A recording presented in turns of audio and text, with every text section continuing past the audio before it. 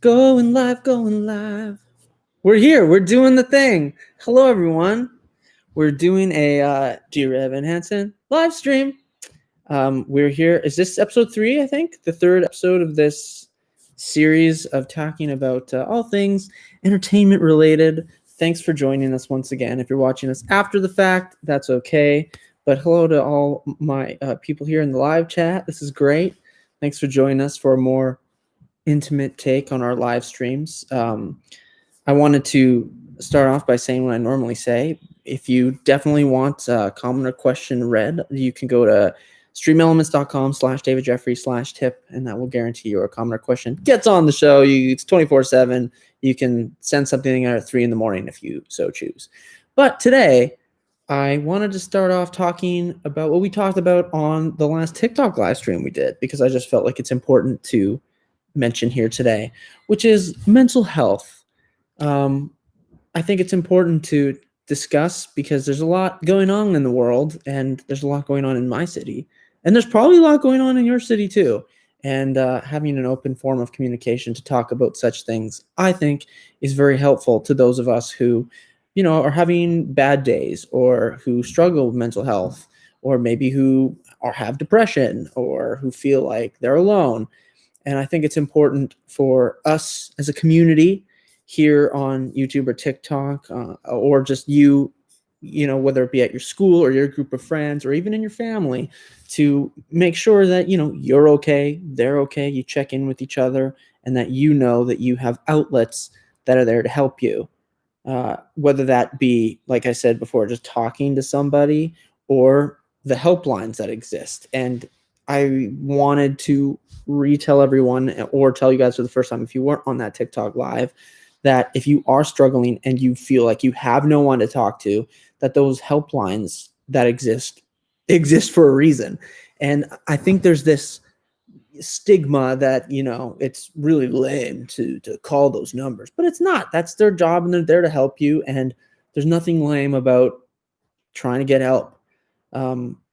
In this, we also talked about toxic masculinity, which is a phrase that I assume some people don't like, but I think it's worth discussing, just because I myself, I'm not a man's man, and a lot of the manly men that I know here in my city are the kind of people that might struggle with talking about their problems because they're fearful of judgment from other men. And so I want to talk to all my fellow men, whether, again, you're watching live or after the fact, that please, if you are, a man, or someone who is a man, don't let them belittle you, and don't let them belittle others for asking for help. And this goes for women too, but I just feel like, at least in our city, men struggle more so than women to talk about their hardships. So if you're struggling with mental health, please don't make somebody feel bad about that. And please ask for help if you need it. Call someone, call a number. Don't ever think that suicide is an option, because it really shouldn't be. People care about you. Listen to the "You Will Be Found" song. You're not alone.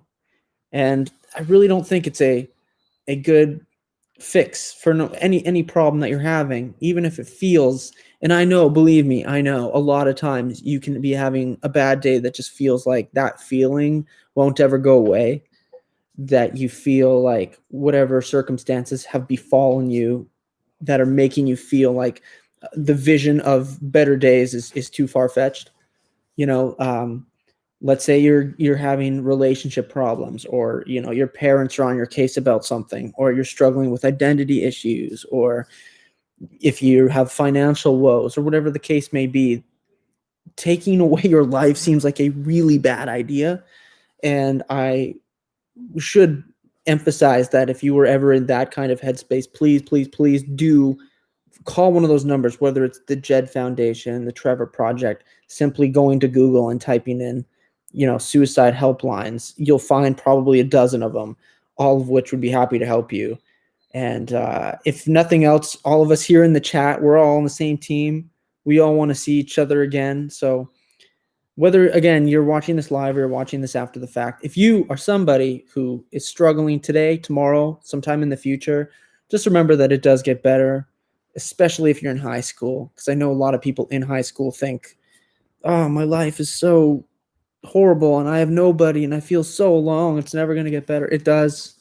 It does. We've all been there. And I think that if you remain open to the possibility that you can talk about your feelings without fear of judgment, then hopefully society follows and it becomes as easy as me talking about, like, I have asthma.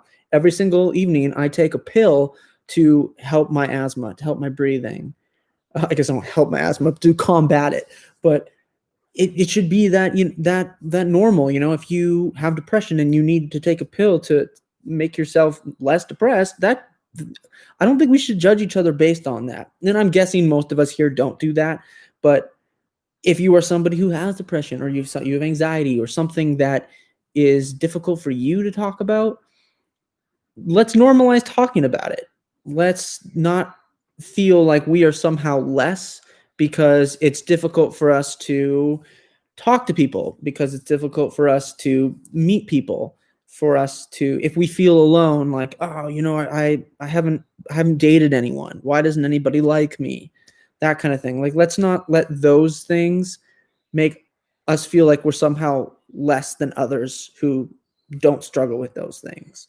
So I know this is all, I don't want to put a big damper on everyone, but it's important to talk about. And I want to make sure that men especially know that it's not unmasculine to talk about your feelings, to do what society might dictate as feminine things. Like, if you're a guy and you do something that some other guy tells you is feminine, who cares?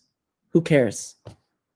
And I guess this will go the other way too. If you're a girl and you do something that someone says that's masculine, who cares? Do what makes you happy. Please don't make other people feel bad for doing what they like, being who they want to be. And if you're fighting mental illness, let's talk about it, whether it be with your peers. Hopefully you've access to some professional help. If you're really struggling, I do recommend the professional route, because they're professional. They know how to deal with that and can get you help that you need, whether that's like prescriptions or just verbal communication with like a therapist. But I think it's important. And just the key point here is you're not alone. And if you feel alone, just remind yourself that you're not. But talk to somebody, whether that's somebody you know or somebody that you don't. It's important. But with that out of the way, let us move on to lighter topics. I just wanted to make sure that everyone knew that that's an important thing to me. It's an important thing to Faith, and it's an important thing to Nick. And we care about all you guys in the live chat. You guys are here all the time talking to us, and we want to make sure you guys are okay too. So just remain positive, okay? Everyone remain positive. But with that down, now we can talk about some lighter things in the world of entertainment. And the first thing I wanted to talk about today, because it's kind of a nice segue, is sad movies. As many of you know, I have this list of 52 movies that I've since bumped to 100 of movies that I'm trying to watch and rank before the end of the year. And at the end of the year, I'm going to post my giant ranking of them all. And I watched a sad one last night, and I thought it was a really good movie, and I was moved. I don't even know why I was moved, but I was very moved. And it made me think, man, I love a good sad movie. And Faith and I were talking about sad movies yesterday, and gosh, what a great thing to watch something that moves you. And I'm curious what other people's like favorite sad movie is. I see here in the live chat, Delilah saying Fault in Our Stars. I've read the book. I've seen the movie. It is very sad. But I guess I didn't name the movie that I watched. The movie I watched yesterday was Room, which, oh man, fantastic movie. Came out in 2015. I'm assuming a lot of people have seen it. Brie Larson won the Academy Award for Best Actress in it. But oh my God, the kid. Wow, he was amazing. But just, I don't know. You know what it reminded me of is, if you know the musical Dear Evan Hansen, the second last song, So Big, So Small, that whole movie felt like that one song.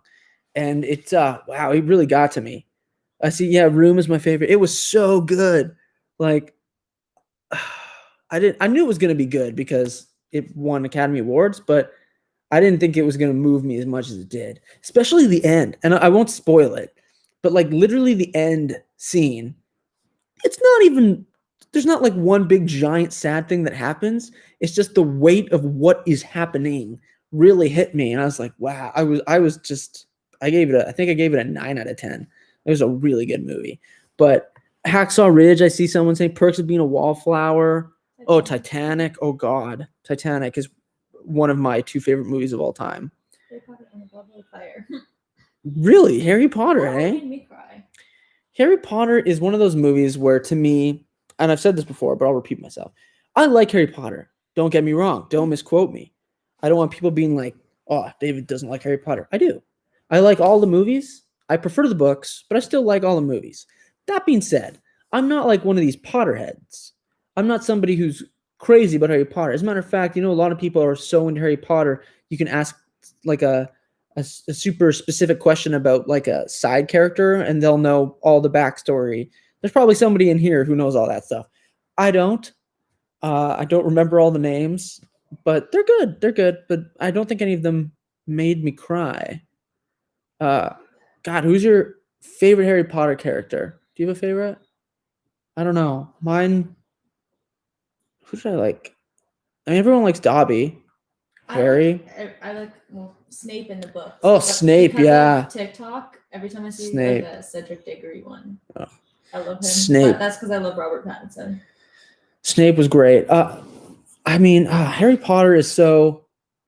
I mean, you can't deny the cultural phenomenon. Although J.K. Rowling's taken some heat these days, but I mean, you can't deny what she made with that franchise. So I acknowledge that it's awesome. Somebody's asking. JJ is asking my Hogwarts house. I identify as a Gryffindor, but the website told me that I am a Ravenclaw. So, Team Ravenclaw, I guess. But yeah, it's a good franchise. I prefer the books, but anyway, if you are someone who's looking for a good sad movie, watch Room.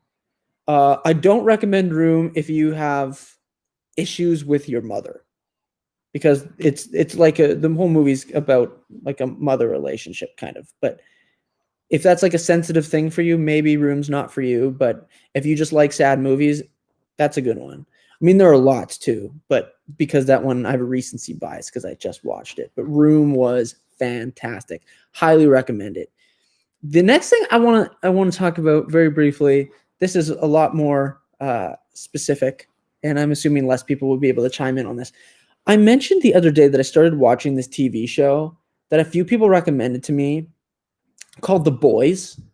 It's on Amazon Prime, and I'm not really into like superhero movies. Like I like Marvel, I like DC, but I don't lose my mind over those kinds of things. So I went into The Boys kind of skeptical, but holy cow, is that a good show? And I want to recommend it to anyone who does like superhero stuff, who doesn't watch that show. If you have Amazon Prime and you like superhero stuff, watch The Boys. I should disclaimer it by saying I think it's rated R, and not for like most people hear rated R and they think like sexual content. It's not. There's like a couple like scenes with nudity, but for the most part, it's just language. There's like a lot of swearing and violence, like violent, and there's some, I don't want to say gore, but there's death in it, right? So you see some people dying, but if you like that stuff, you got to watch The Boys, because right now I actually don't know anybody in my real life that watches that show, just people on the internet. And there's 8 episodes in season 1, and I think, gosh, they're probably on episode 4 or 5 in season 2 right now. Not a lot of episodes, and every episode's about an hour or so. So if you're into that stuff, if you don't like superhero stuff, don't watch it. It won't be for you. But even if you're like me and you're like, yeah, it's okay, and you have Amazon Prime, I'd recommend it, because I'm not even adverse to liking that stuff, and I was like sucked right into that. So I recommend it. All right, with that down, the last thing I want to talk about before we can go into live questions is somebody was asking me, and I thought this was a great topic, was the uniqueness of each Dear Evan Hansen production that I've been in.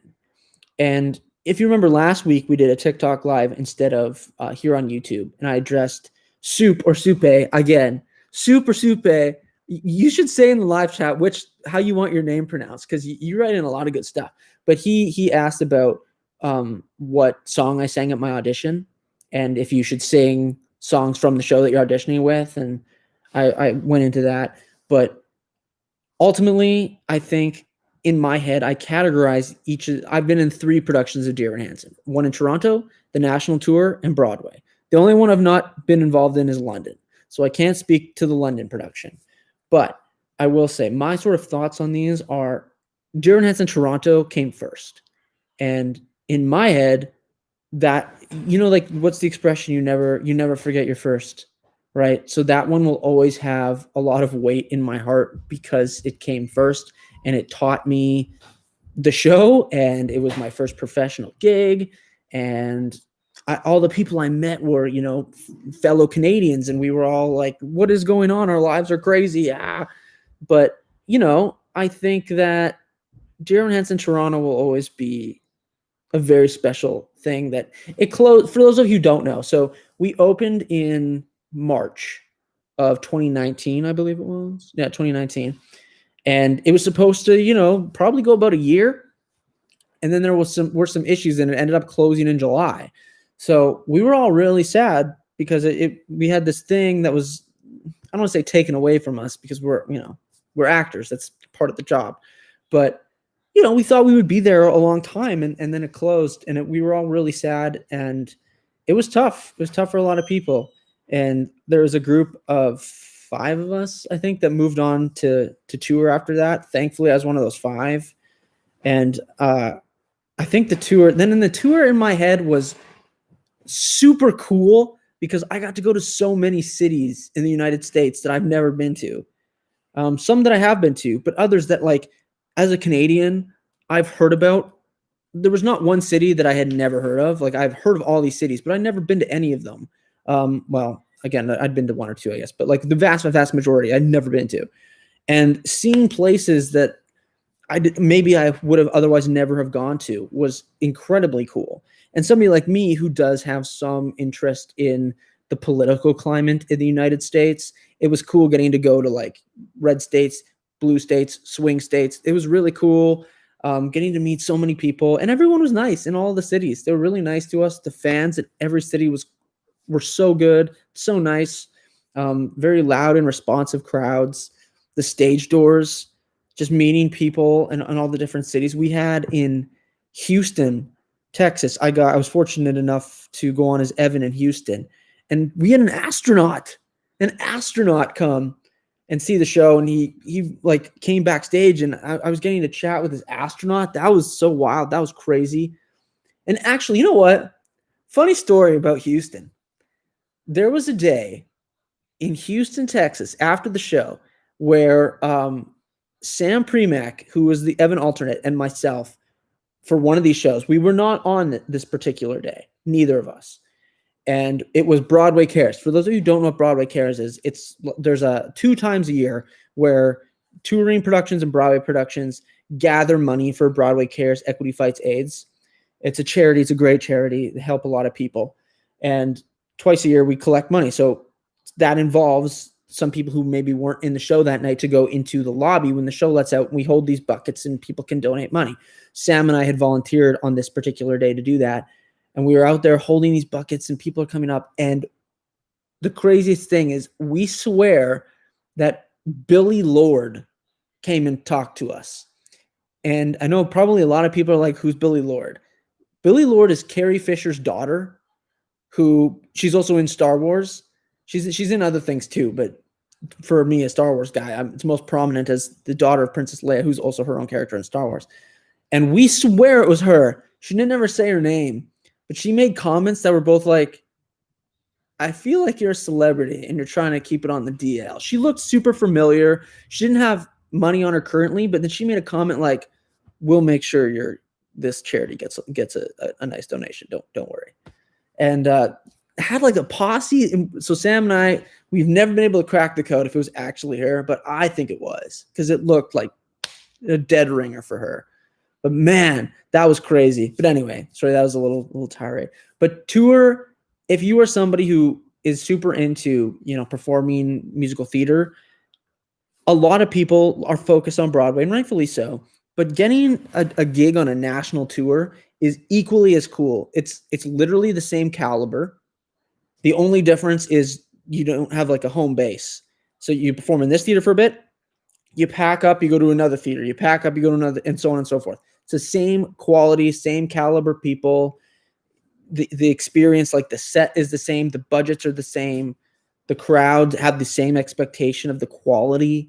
So touring, if you can get a professional gig on a national tour, especially in equity, right? There's equity tours and non-equity tours. Basically, if we're going to get into what equity is versus non-equity, it's a union where there's a lot of benefits, but you also get paid more, so the quality of the productions are a little bit higher than non-equity. But if you get a non-equity tour, that's awesome too. So this isn't me. I'm not trying to harsh on a non-ec tour, but if you can get an equity national tour, that's like just as cool as Broadway.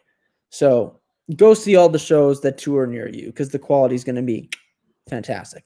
Anyway, it's so cool getting to see cities and meeting people, and honestly, seeing the different theaters is really cool.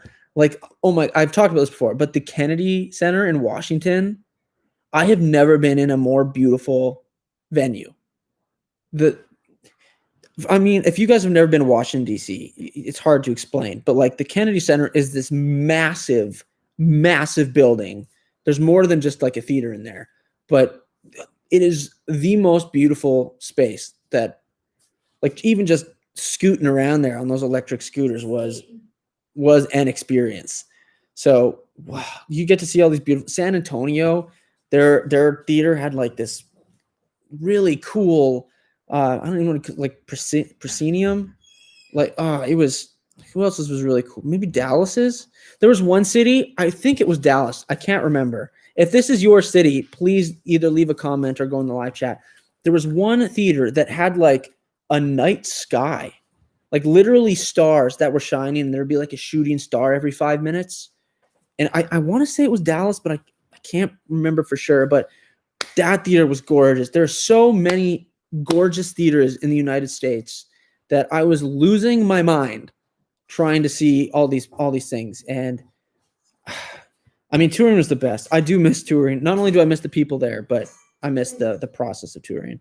And then, of course, I was asked to join the Broadway cast, and then Broadway in my head was sort of like, it feels surreal because why am I there? It didn't really make sense to me. I'm obviously very grateful, and I wouldn't trade it for the world, but I'm very grateful. It just feels like they had the wrong guy. I never once thought I would ever get there. So I was like, yeah, you know what? This is what I envisioned for my life. I would be lying. But how a lot of people will ask, like, what's Broadway like? What does it feel like? And this is what I always tell people. It feels like any other show you've ever done ever. Like, it's no different. Literally, the only difference is that the budget and expectations are higher. But the process is the same. It doesn't feel different at all. When it hits you is when you've done the performance. You're all done. You've got that first show under your belt, and then you're like, oh my God, like I just did a show on Broadway. And then, of course, the stage door is nuts. And that's what makes you feel amazing. And I really hope that stage door is still a thing. And if it is still a thing, and any of you guys ever come see the show, like come see Dear Evan Hansen while stage doors around, and if I'm still in the show, please, be like, hey, I saw your YouTube stream, your TikTok live stream, and then I'll be like, oh, you were in there, you were that person, because probably by then I won't be as good with names. I'm not really good with names as it is. So, I mean, some people have drilled it into me, like our friend Nadine. I've never met another Nadine, and Nadine is always like, go to bed, Nadine, and that's sort of become the inside joke with us all. Delilah, obviously, you have a singable name because of the hit song, of course. And I've never met another Delilah, actually. Fun fact about that. You're the first. So, but then other names of people who, like, if I know multiple people with that name, there's a good chance that if you're like, oh, I'm Sarah, I know like 5 Sarahs. So then suddenly my brain is like, which one? So if you ever approach me and you say, I'm so-and-so, and immediately you don't see my face, go, oh, I promise it's not an indication of what I think about you or what I feel about you. I'm just not good with names unless you have a name that like is brand new to me or is for some reason, I don't know, like Delilah's. It's the name of a song that everyone knows. So it's easy to remember. Or if you have like a really, I don't want to say strange, that sounds insulting, but a unique name.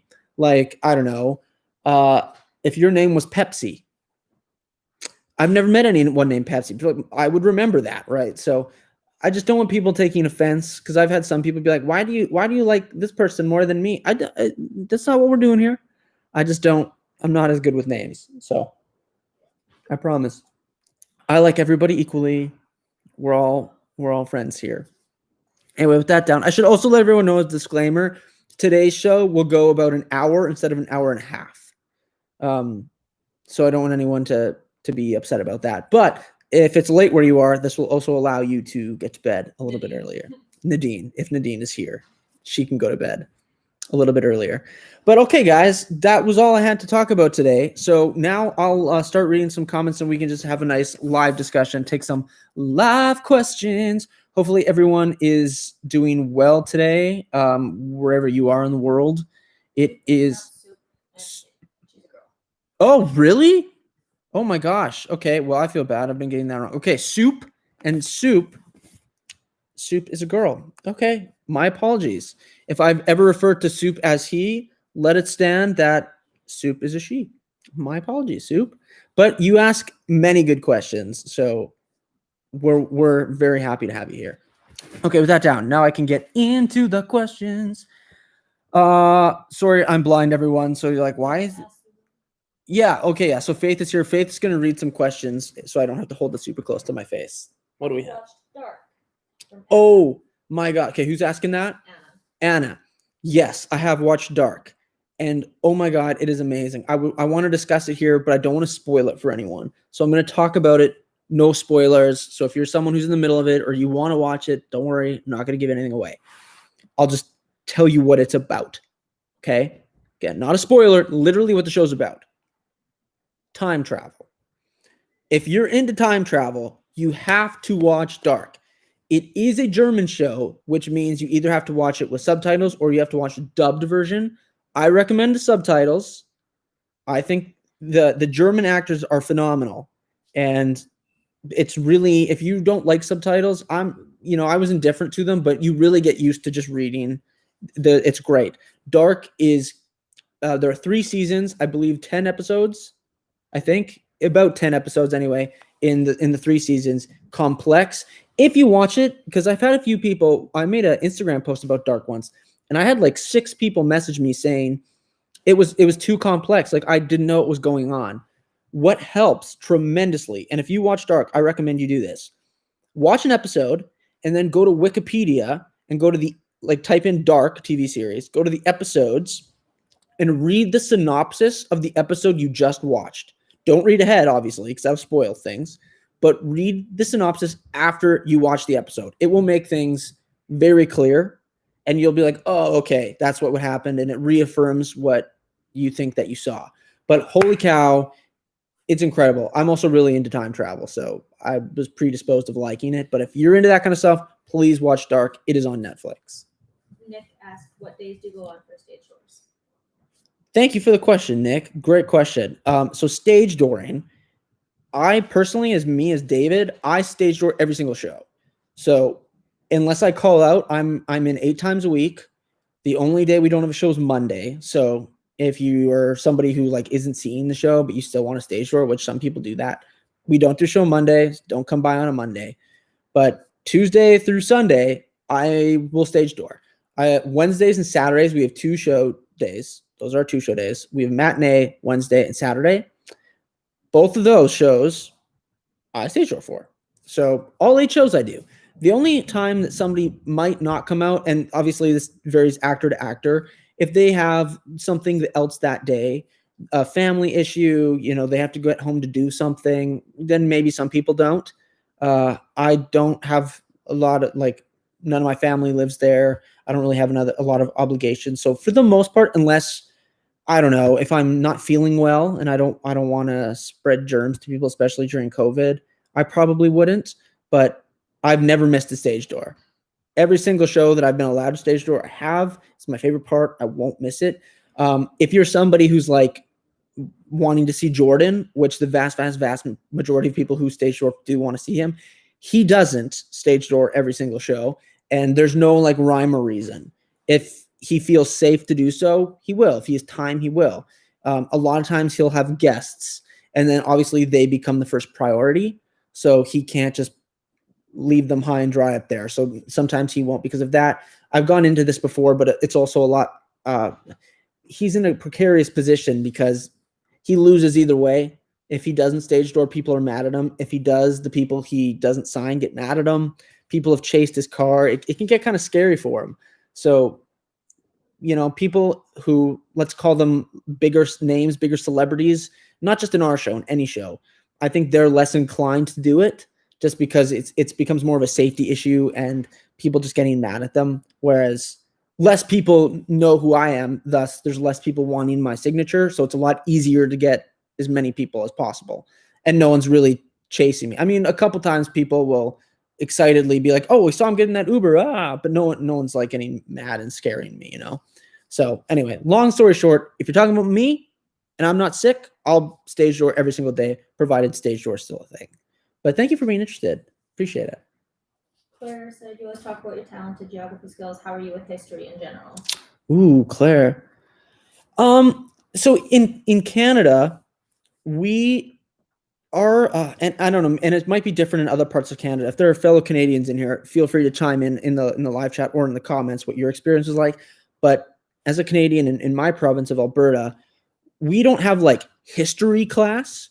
We had what was called social studies, and social studies had like an element of history for sure, but like history wasn't its own class. So I think probably what we learned is significantly less than people who are in a class that's called history. So my knowledge of like world history probably isn't up to snuff. Now, obviously the important things I'll know about, particularly in Canada, because I'm Canadian, so I know Canadian history. I know a decent amount of American history, but it'd be like the tent poles of American history. Like, I don't know, like JFK assassination. That is something that I feel like we all know about, right? Because none of us probably were alive for that, but it's talked about in history, because it's important.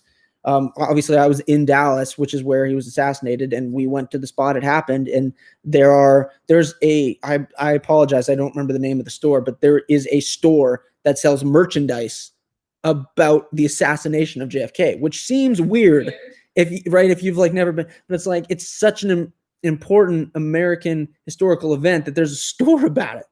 So that was strange, but it's these tent poles in American history that I know about. But like, I couldn't tell you if you were like, what's the history of Wisconsin in the 1700s?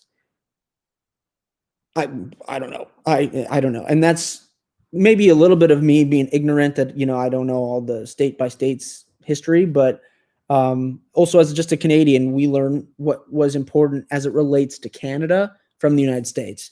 Now, obviously, the United States and Canada are linked because we're right next to each other, and your guys' history influenced our history and all that. But I think I know a decent amount, but not enough to love talking about it, because probably what would happen is I would say a fact that was just factually incorrect, and then people would be like, "Actually, you're wrong. This happened in this year and this time," and I would just look foolish. So I tend not to. Happens with geography too, but I know a lot more about geography than I do history, and I feel more confident talking about it. Unless people ask me like, what's the capital of this? And then capitals are not my thing, but I do love geography. Faithy wants to know what your opinion on Six the Musical is. Faithy. Great Fifi? name. Oh, Fifi? Fifi. Oh, Fifi. I think you said Faithy. Okay, Fifi. I like Six. I have a friend who really likes Six, like is obsessed with it. And she talks to me a lot about it and has sort of, I should disclaimer this by saying I've never seen it live. I've only heard the soundtrack. So I don't like to judge things until I've physically seen them. So the honest answer is I don't know. But again, I have this friend that loves it. She talks to me about it nonstop. So because she loves it so much, it kind of makes me think, oh, it's probably really good. And of course, the one that's on TikTok that I think we can all agree, I'm a 10 amongst these threes or 3 amongst these 10s, whichever video you see. That was everywhere back in the day. So I'm very familiar with that song.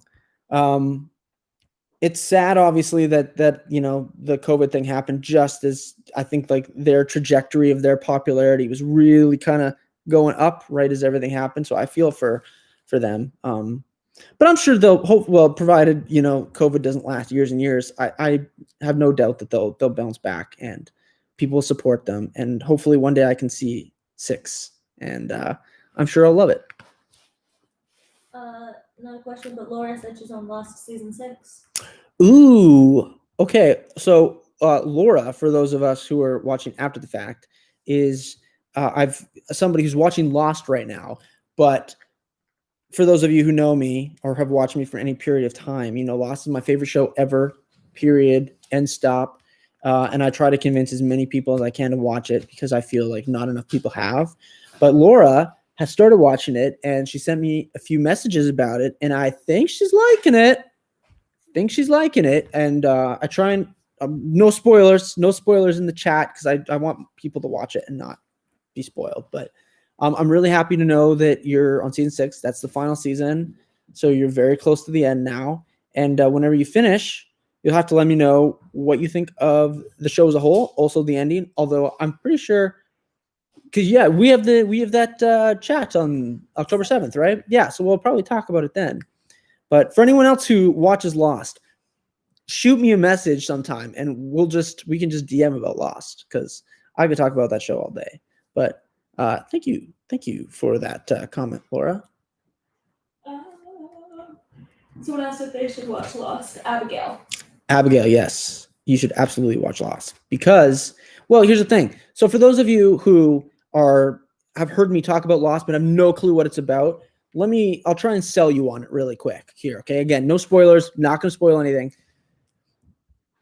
First of all, you have to like mystery. It's a show on mystery. If you are somebody who gets frustrated by like, I'm going to introduce a question, but you have to wait a couple of seasons to get the answer.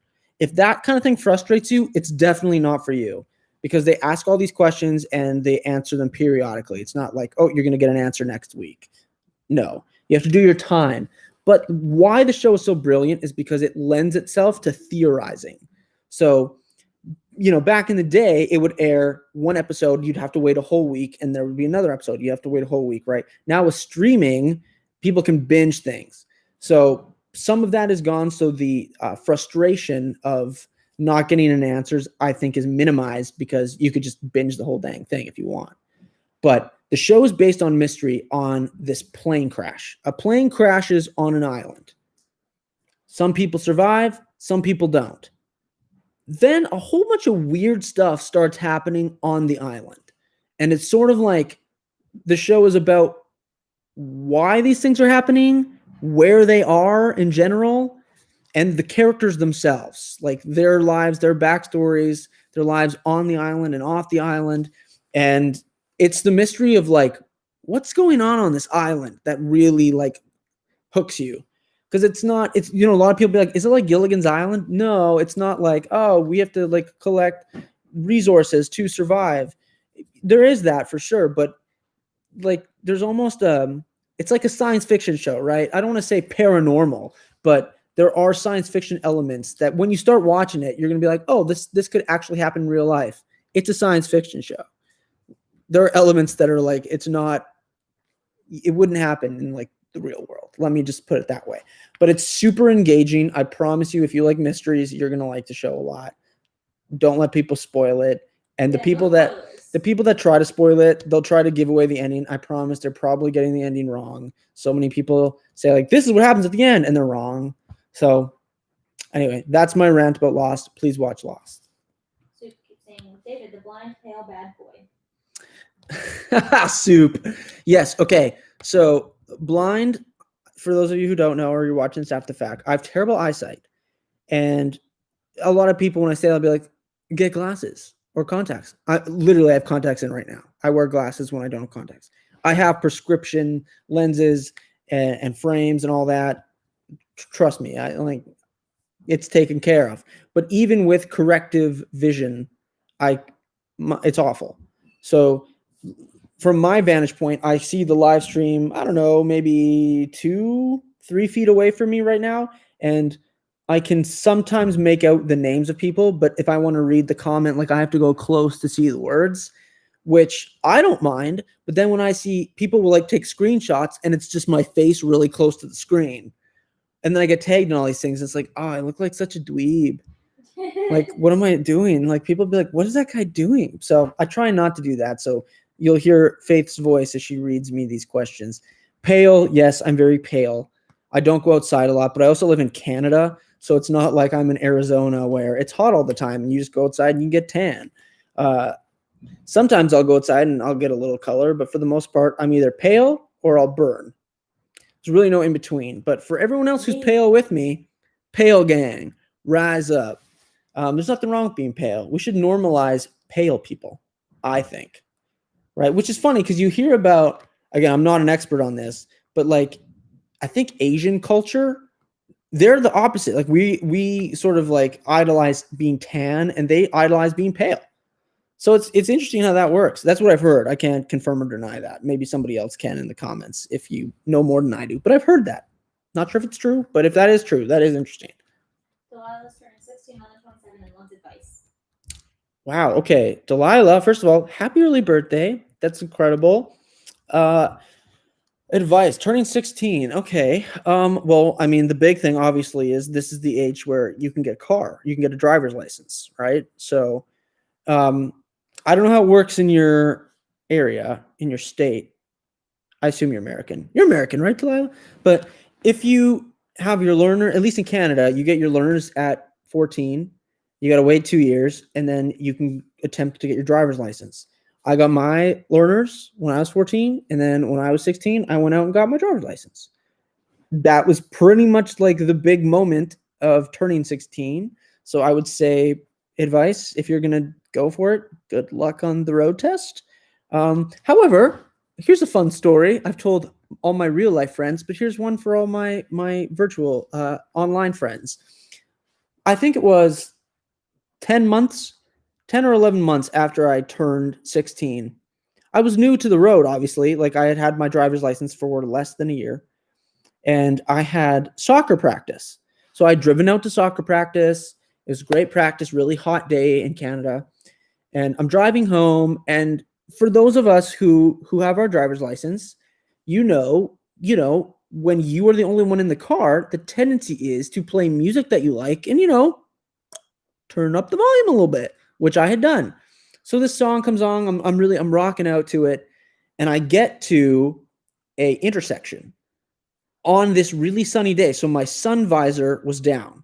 So if you've never driven before or you're too young to have your license, it impedes your vision, but it also blocks out the sun, right? But you have to kind of play with it to see how much do you need the sun blocked out versus how much of the road do you need to see. So clearly I had made a poor decision. Nonetheless, I get to the intersection and I'm turning left. Now I have the solid green light, which again, if you drive, means you can turn left, but you have to yield to oncoming traffic. If you have the flashing arrow, that means you can just go. When I was rocking out to this song, I guess inadvertently thought that I saw the arrow, but it was a solid green. So I start proceeding to turn, and then halfway through the turn, I'm like, oh, shoot, that wasn't an arrow. I got to stop. So I stop in the middle of the intersection, but because my sun visor's down, I don't see this guy on a motorcycle heading straight for me until I do see it because he's close enough to my car that now I can see it under the sun visor. And all I can do is just have my life flash before my eyes as this guy on a motorcycle is coming right at me. And then he sees that I'm in the middle of his way. And so he tries to turn. But I'll do it with my hand here. So it's like he's coming at me. He sees me. And then he starts trying to like turn. But then he falls off the bike and the bike smacks right into me. My airbag came out. It was Benjamin. It was really terrifying. And I'll never forget that. He was okay. I was okay.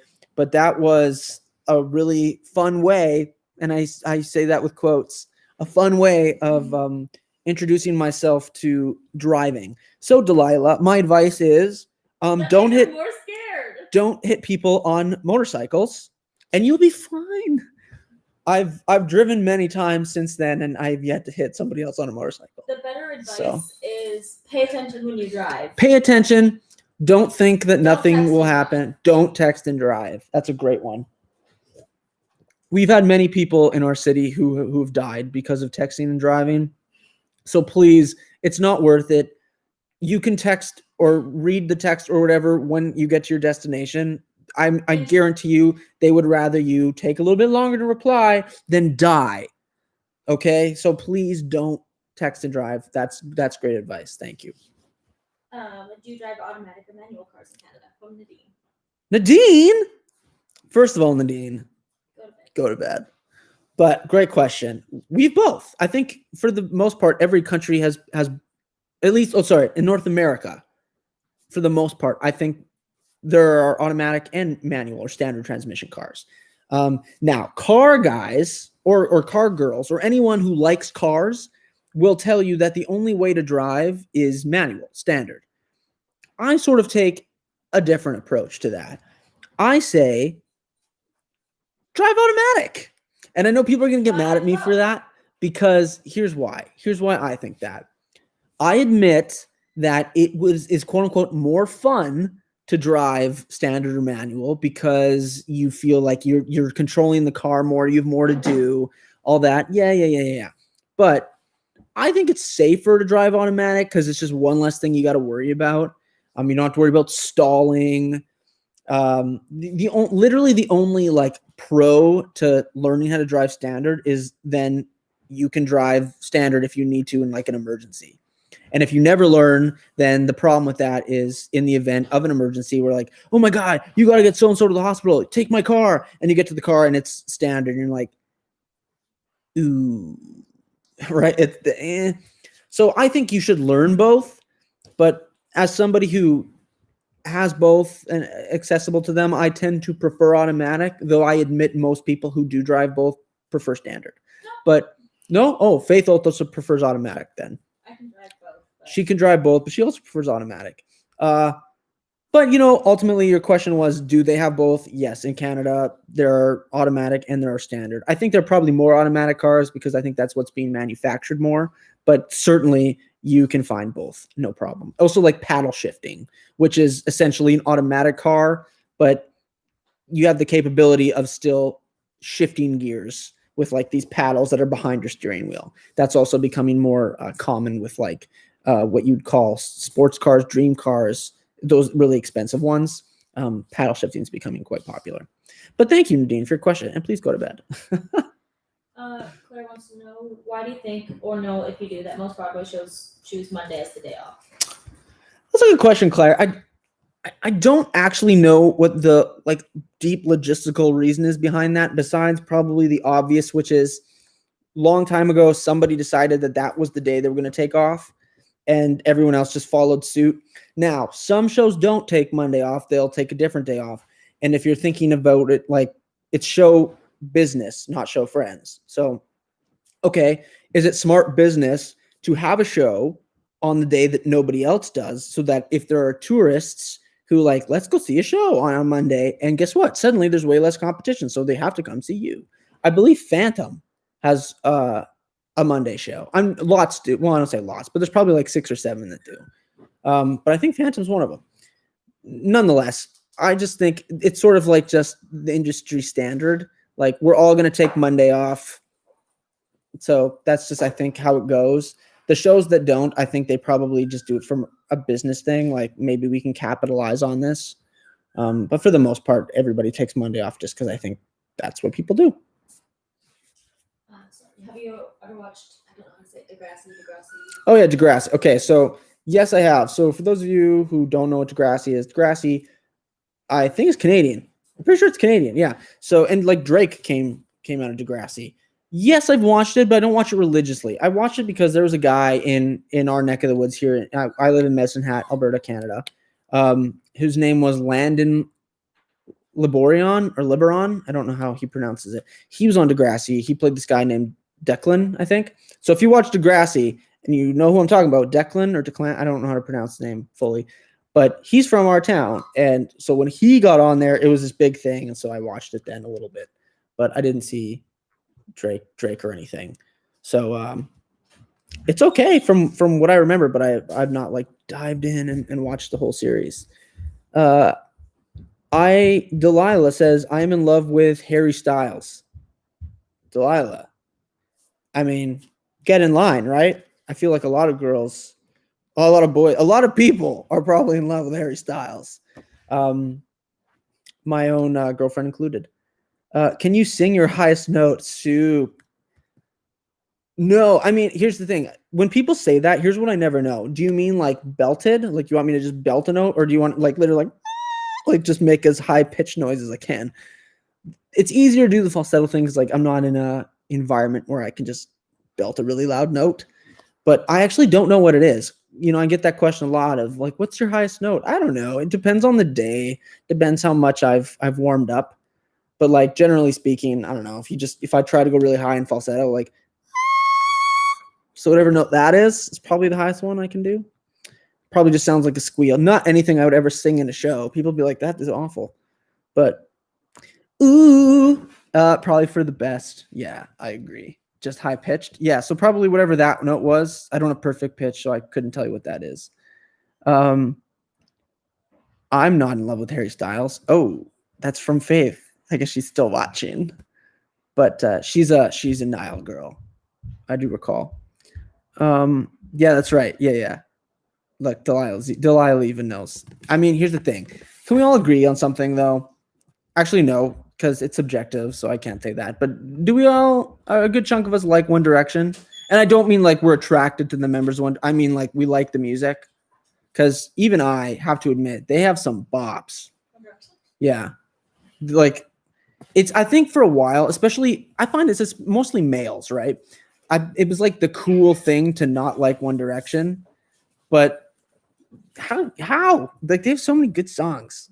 Like, even to this day, if one comes on, like Faith will put on One Direction song, and I'm like, even if I don't know, I'm like, what is this? And I go home and download it. Like, they have a lot of good songs. How great would it be if they like put out another album? Oh my God. I wish. Actually, Faith and I have gotten into this debate. So not One Direction necessarily, but whoever your favorite artist is, whoever your favorite band is, if they retired or broke up or whatever the case may be, would you rather them put out new music, or would you rather them go on a tour that you can go see and it's song like no new music, it's just their old stuff? What would you rather? Because I'm of the belief that I would rather them just put out new music that I get. I don't have this affinity of like, oh, I want to see them live, and that's so much better than new music. But Faith has a different approach. I think especially with One Direction, because they're all making their own individual music anyway. Yeah. They're still making music, and oh my God, if they did a reunion tour, I would die. I would have to go. Oh my God. Although I see someone saying MCR got back together. Yes, I'm a huge My Chemical Romance fan. So the fact that they did, but this is exactly what inspired this question, is I would rather My Chemical Romance put out a new CD or an album or whatever you want to call it versus them just, tour near me. Like, it'd be cool to see them on tour for sure, but I love their music. I want more music. I'd rather get that than like the tour, but maybe I'm alone. I mean, yeah, both. I know both. I mean, of course, right? But you can't pick both. You got to pick one. Are you back to read or no? Yeah, sure. I don't know what all you've answered. Have you ever explored upstate New York? Okay. That's a good question. The answer technically is no. The only place in New York that I've been, there are 3 cities in the state of New York that I've been. Obviously, New York City. I've briefly been to Buffalo, and by that I mean like I was there maybe an hour and a half. And then I've also briefly, but a little bit longer, I was there for about 5 hours. I was in Niagara Falls, New York. So the American side of the falls. So I don't know if that really counts. Like, I'd love to go to like Rochester, Albany. I guess did I go to Long Island? Forgive me, fellow New Yorkers or anyone who knows this more than I do. Huntington? Is that on Long Island, or is that just? I know that's. I've been to Huntington. I saw a concert in Huntington, but I can't remember if that's Long Island or where that technically is. But that's all I've been to in New York. But I would love to see more of it because obviously, I'm there a lot. What's next? Favorite Mariana Trench song? Oh my God! Okay, who asked that? Who asked that? Abby, do you like Mariana's Trench? Okay. I don't know. I assume you're Canadian, Abby, but if you're not, that's incredible. So Mariana's Trench is a fairly big Canadian band who sings music that's like, dear God, I love it. And not because it has nothing to do with the fact that they're Canadian, but it's like my style of music. For those of you who don't know, I'm into like the pop punk alternative, that kind of stuff, like the stuff that most people listen to like in junior high and then they eventually grow out of. I just never grew out of it. I just love that kind of stuff. Your My Chemical Romance, your Simple Plan, your Paramore, your Fall Out Boy, your Panic at the Disco, Mariana's Trench is one of them. If you also like that kind of music and you're American, go look up Mariana's Trench. You will probably really like them. Yes, they're Canadian. They're trying to break into the United States, but they're so good. Anyway, to answer your question, my favorite My Chemical Romance song, it's hard not to say Masterpiece Theater 3. But I love so many of them. Like End of an Era, I really love The Killing Kind, Celebrity Status, All to Myself, Cross My Heart. Oh God, Shut Up and Kiss Me is really good. Who do you love? It's really good. Ever After, like they're so good. Anyway, if you like that kind of music, please go look up Mariana's Trench. What's your favorite holiday? My favorite holiday is Christmas. There's no contest. And a lot of people like Halloween. I like Halloween. I don't know too many people whose favorite holiday is Easter, but Easter's fun. I like Thanksgiving. Our Thanksgiving in Canada is different than your Thanksgiving in the United States. Ours is in October. Yours, guys, is in November. No, I'm not just saying this because I prefer it in October because it's further away from Christmas. So it's like you see your family on Thanksgiving, you get another big turkey dinner further away from it, just spaces it out a bit nicer. But I like Thanksgiving. But Christmas, yeah. Whose favorite holiday isn't Christmas, right? It's gotta be Christmas. It's gotta be. Super sad that there's only 3 minutes left. She wants to talk to you. Oh, Soup. Well, hey, I appreciate that you're enjoying these. I gotta say, it's always fun going live. If you guys, I know most of us here watching, I think we got this from TikTok. So I think most of us here, if you're watching this, you probably also follow me on TikTok. But I do a lot of lives on TikTok too. So one of these days, I'm also going to do an Instagram live. So if you like these, keep tuned into it, and we'll keep doing lives. What do you like to do during intermission, like Dear Evan Hansen? Oh, that's a great question. My intermission is pretty mundane, pretty standard, pretty not special. Like, first of all, so I play Connor for the most part now, all the time. I still understudy Evan, but predominantly I'm Connor, right? So my intermission starts at the end of When You're Falling in a Forest and there's no, because after that I'm not in You Will Be Found. My picture's in You'll Be Found, but I'm not on stage for that.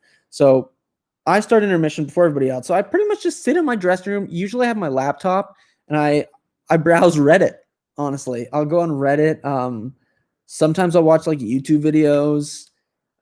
For the longest time, I wanted to write a book.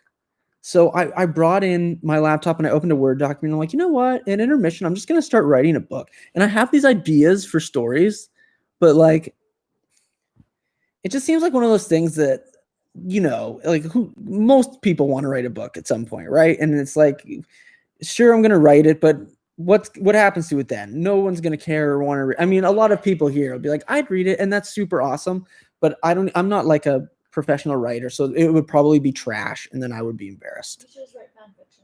Oh God, never fan fiction. It's like an actual story, but Bad Boy David the novel. I love where your head's at. It definitely wouldn't involve me, but I have like 2 story ideas, both of which I'm like, so sometimes I like to think about my book an intermission, but for the most part, I just browse Reddit. Have you been liking playing tic-tac-toe with me through the mail? Oh, that's you. Who wrote that? Abigail. Abigail. Yes. Yes, as a matter of fact, we just mailed that, so that's en route to you again. But yes, I hope I win. So I guess for anyone who just for context, yes. So Abigail has sent me fan mail, and in the fan mail included a little game of tic tac toe that I include when I respond, and that we send it back and forth, and hopefully there's a winner, and it will be me, hopefully. And if it's not me, I will lie and say that I won anyway.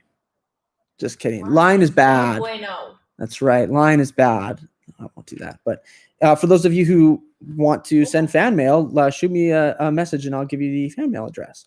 But with that said, everyone, we have hit that hour mark, and I promised to wrap it up then. So we'll do just that. Thank you for joining us today. I appreciate all the comments and questions, and we had some good discussion here. Again, with the mental health thing, if you're sad or you know someone who's sad or who's struggling in some way, please get help. Do some Googling, do some communicating, find ways to feel like you're not a burden, because you're not. And whether it's like a helpline or just talking to a professional or your peers, it's all good, and it's your health, right? So put you first. And we'll do this again soon. Probably the next live we'll do will be a TikTok one, I would think. So I'll try to announce when that'll be, or the Instagram one, but the Instagram one will be less like this. But we'll do a TikTok one soon. And maybe next week we'll hop on here and do the same time, same place with all this. All right. So have a really great rest of your evening, everyone. And thanks for stopping by. All right. Bye. Ooh.